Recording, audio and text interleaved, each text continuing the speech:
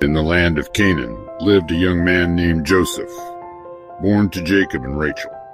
Joseph was loved more than any of his brothers, and that love made him stand out. Jacob, his father, gave him a coat of many colors, a symbol of his affection. But this only fueled the jealousy of his 11 brothers.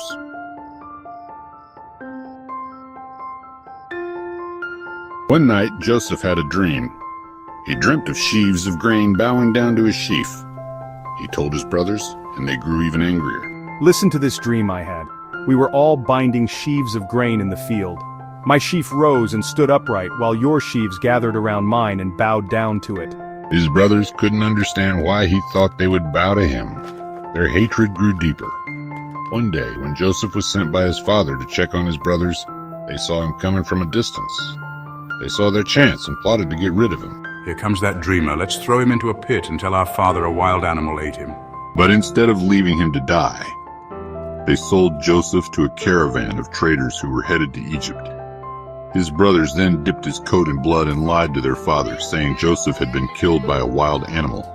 In Egypt, Joseph was sold to Potiphar, the captain of Pharaoh's guard.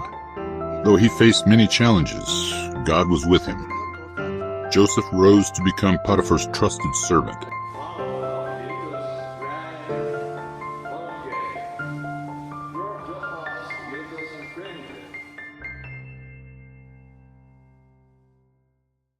Joseph, you are faithful, and everything you do prospers. I will place you in charge of my household. But Potiphar's wife tried to tempt Joseph. Yet Joseph refused, saying, "How could I do such a wicked thing and sin against God?" Angered, she accused Joseph of wrongdoing, and he was thrown into prison, though he was innocent. Even in prison, God was with Joseph. He interpreted the dreams of Pharaoh's cupbearer and baker, and his interpretations came true. To the cupbearer you will be restored to your position, but to the baker your life will be taken. 2 years later, Pharaoh had troubling dreams. The cupbearer remembered Joseph and told Pharaoh about him. I've heard of a young man named Joseph. He can interpret dreams. Bring him to me. Joseph stood before Pharaoh and said, "It is not I who can interpret dreams, but God will give Pharaoh the answer he desires." Joseph revealed that Egypt would experience 7 years of plenty, followed by 7 years of famine. Pharaoh, amazed, appointed Joseph as his second in command to prepare for the coming famine. Joseph's rise to power was complete. He became a ruler in Egypt, and during the famine, his brothers came to him for food, though they did not recognize him.